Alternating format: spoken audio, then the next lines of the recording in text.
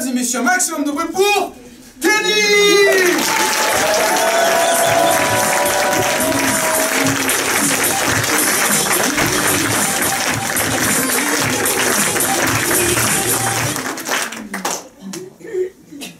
Dis-moi le dingue. Bah, la musique déjà vous renseigne, hein.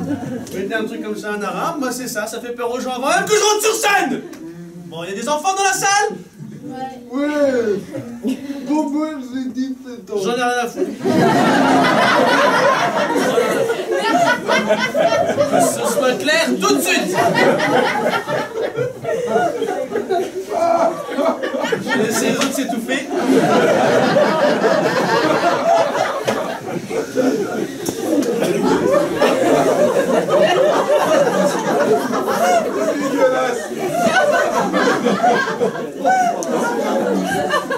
Moi je vais pas venir, je vais essayer les bouseux, c'est ta faute. Hein.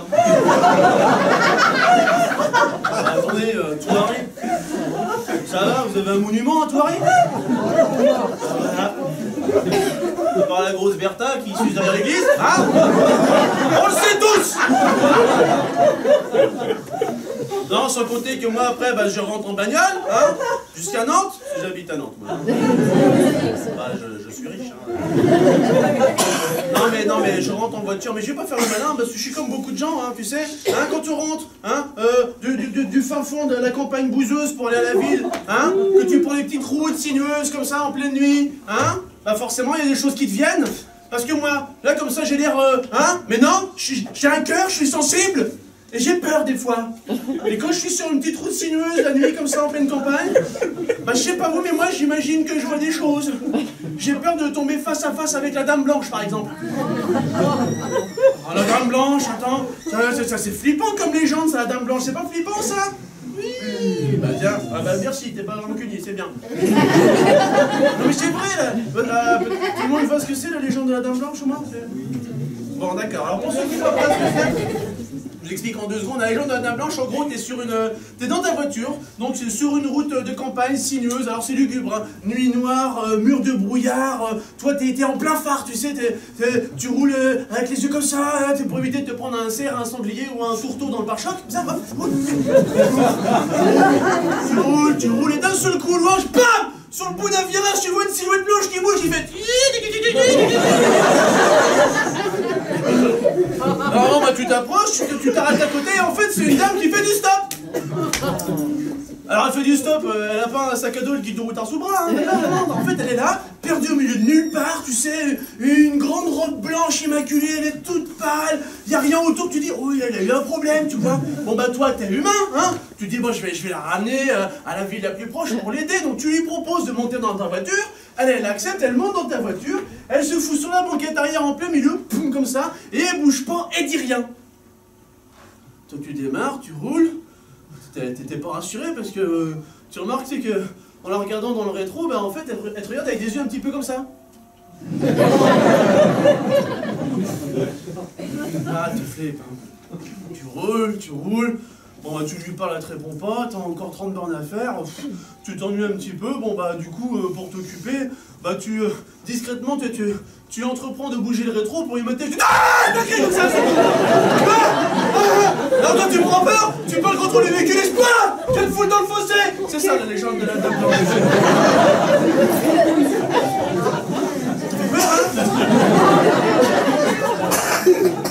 Alors du coup, bah, foutu pour foutu, la voiture explosée en un fossé, t'es perdu au milieu de nulle part, bah, tu te dis, bon bah, tu te retournes pour les sauter dessus, normal. Tu te retournes et là, pouf, disparu. Évaporé la nana. Alors tu fais quoi, bah, comme t'es perdu comme ça, t'appelles quoi? T'appelles les pompiers. T'appelles les pompiers pour qu'ils viennent t'aider, les pompiers arrivent 1 heure plus tard, et là ils t'apprennent que tu t'es vautré dans le fameux virage où, 30 ans auparavant, une jeune femme s'est tuée là, pile poil là, dans un accident de voiture. Hein? Sûrement qu'elle se remaquillait en conduisant comme elles le font toutes les connasses, hein? Ça, la légende ne le dit pas, comme par hasard, hein? Non mais bon, le fait est que, à cause de ce genre de légende, bah, je pense que moi, comme vous tous ici présents, à un moment ou à un autre, quand on est dans ce genre de situation, on se pose la question, on se demande, qu'est-ce qu'on fait si on va à la Dame Blanche? Ah bah moi je me pose plus la question. Je l'ai vu. Ah non, une expérience unique, traumatisante. Hein. Ah ouais, je vous raconte. En fait, c'était un soir d'été, un samedi soir. Il devait être 1h du matin. J'étais au mariage d'un pote, je jouais le déchet, j'étais là. 1h du matin, samedi soir. Kenny, si tu rentres maintenant, tu verras la fin du film sur Canal+. Ok. Et des consommateurs, c'est bien. Du coup, moi, je m'éclipse discrètement de la fête, comme ça. J'arrive à ma voiture, et là, je sens comme un truc bizarre, tu sais. Ouais. C'est parce qu'en fait, j'avais marché dans le vomidatif qui se vidait sur horrible. Alors du coup, moi je rentre dans ma voiture, je démarre, je sors du parking, tu sais, tout doucement, parce que je voulais pas l'écraser, le type, j'entendais qu'il vomissait, mais je voyais pas, il était accroupi. Bref, je roule, je sors du parking, je roule quoi, 50 sur ma tête, bam! J'avais en face de moi la dame blanche qui vient vers moi, qui fait...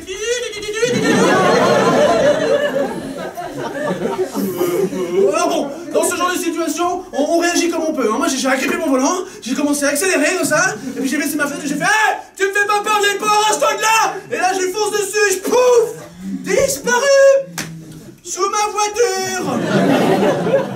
J'étais pas bien là. J'étais pas bien, je voulais vivre une expérience surnaturelle quand même, tu comprends? Non, j'étais mal. J'étais mal parce que ça faisait bien 4 ou 5 minutes que j'entendais comme gratter sous ma voiture. J'ai dit, Kenny, il faut que tu sauves ta peau. Tire-toi de là, tire-toi de là. Alors là, je regarde devant, derrière, sur les côtés comme ça. J'ouvre discrètement ma portière. C'est bon. Et là, je commence à sortir, je pose un premier... Un truc qui m'accroche à celui-là. Je me décroche comme je peux, je me casse au loin. Je me cache derrière une chaise qui était là, je sais pas ce qu'elle foutait là. Je me retourne, je regarde un petit peu pour voir la bête là. En fait, c'était la mariée de mon pote.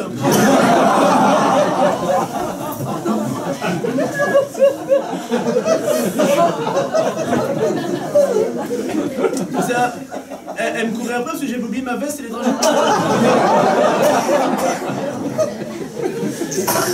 Ah, j'ai déjeuné. Elle m'avait déchiré ma veste, cette conne. Non, mais je me suis pas laissé démonter. Hein. Je suis allé là-bas, j'ai fait dis donc. Elle est où la tête? Ah, dis donc. C'est pas normal ça. Dis donc. Déjà, fais pas son nom de... T'es où ça? C'est pas son nom d'endormir quand je t'appelle. Bon, t'es gentil là. Ma veste est tout déchirée, tu me la ramasses, tu me la reposes. Et puis, dragé crado, j'en veux plus, j'en veux des toutes neuves. Allez, on se dépêche. 1 heure, elle est restée comme ça. Comédienne. Une femme. Non mais ouais, ça c'est le genre d'expérience de surnaturel qui fait flipper quand même. Et moi ça me fait flipper rien que ça. Et pour ça je ne comprends pas qu'il y ait des gens qui aiment fréquenter, fricoter avec les esprits, tu sais. T'as ceux qui essayent de rentrer en contact avec eux. Ils font ce qu'on appelle le spiritisme. Vous voyez ce que c'est le spiritisme? Je comprends pas ces gens-là, je comprends pas. En plus franchement la situation elle porte à rire. Hein. Alors tu peux pas faire ça autrement que comme ça. C'est-à-dire une petite pièce sombre, un petit guéridon, une petite bougie comme ça. Et là, puis on se touche les petits doigts comme ça, là. Pourquoi ça marche pas sinon? Ça peut pas marcher autrement, tu peux pas faire ça avec, je sais pas, une boule à facettes qui tourne, tes petits doigts dans les trous de nez de tes voisins. Pourquoi? Pourquoi, je sais pas, ils sont snobs les esprits, c'est ça? Ils aiment pas le discours peut-être? Je sais pas, hein. Puis si c'est pour leur poser des questions à la con, hein, du genre, esprit, es-tu là? Oui, il est là. Mais faut pas le faire chier. C'est-à-dire que normalement c'est à ce moment précis que tu dis ah c'est bon, ça marche, ça existe. Ah, j'arrête, c'est bon, j'ai mon compte. Hein. Et oui, quand tu fais quoi, tu t'arrêtes, tu souffles la bougie, et puis tu plies le canapé en dentelle, attends, Jeanne. Ah, c'est bon, allez.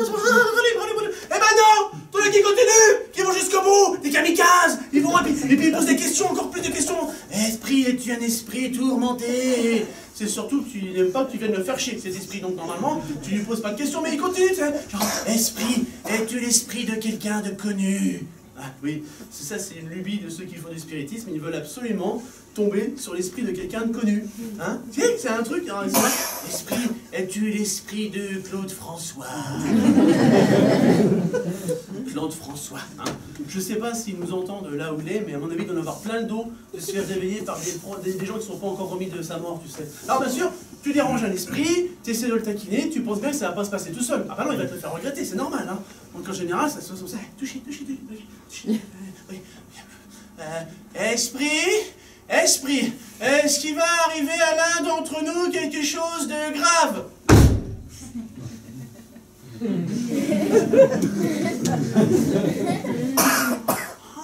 Oh, mais en fait, ça veut dire quoi quand tu tapes esprit, en fait? On sait pas, en fait. Ce qu'on fait, esprit, ce qu'on fait, c'est que, regarde, quand la réponse à ma question c'est oui, tu tapes un coup, quand c'est non, tu tapes 2 coups. T'as compris? Ok, il est con. Ça se confirme, ça doit être Claude François. T'es fan? C'est bon? Non, ils sont tous morts, t'es fan. Non, l'esprit, non, c'est pas compliqué ce que je te demande. Si la réponse à ma question c'est oui, positif, yes, wouh, ah, tu tapes un coup, boum. Si c'est non, négatif, ah, pas bien, ouh, vilain, 2 coups, boum, boum. T'as compris? Ok, c'est bon, allez, on y va, touche, ok. Alors, esprit donc, va-t-il arriver à l'un d'entre nous quelque chose de grave? Est-ce que c'est quelque chose de très grave? Quelque chose de mais hyper grave, genre super, tu peux pas faire plus grave? Mais, esprit, est-ce que ça va arriver à mon voisin de droite?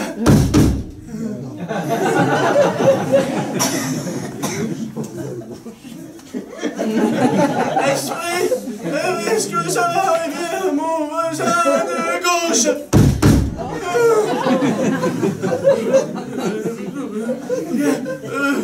Esprit, est-ce que ça va arriver à mon voisin d'en face? Oh, j'ai eu peur! Oh putain! J'ai encore cru qu'il allait m'arriver une merde! Alors, je viens de changer les quatre pneus de ma Clio, ça m'aurait fait chier, je te le cache pas! Hein. Ah bah tu vois, c'est pour toi! Ah bah c'est un truc grave, il l'a dit, hein! Ah oui, bah là tu vas sûrement mourir, hein! Maladie grave, tu vas perdre quelqu'un, ça va être horrible! Horrible! Ah oui, tu veux qu'on lui demande? En fait, avec les esprits, tu peux aussi jouer encore plus profondément avec eux, tu peux leur demander de te répondre très clairement. Avec ce qu'on appelle une planche de contact, avec une planche de Ouija. Vous voyez ce que c'est ou pas? Non. C'est une planche où dessus tu as toutes les lettres de l'alphabet, et toi tu viens avec ton verre dessus, et en fait c'est l'esprit qui fait bouger le verre, qui te donne les mots en fait. Donc t'imagines, tu prends, ok esprit, ok, aide-nous, on va comprendre ce qui va lui arriver, dis-nous ce qui va se passer. Ça bouge, tu sais. C, A, M, I, O, N. Camion. Oh putain! Tu vas te faire renverser par un camion, c'est horrible! Il va t'écraser, il va te brouiller, ah, ça va être horrible pour toi! C'est ça, esprit, j'ai compris, c'est ça, il va mourir par un camion, c'est ça? H, A, H, A, H,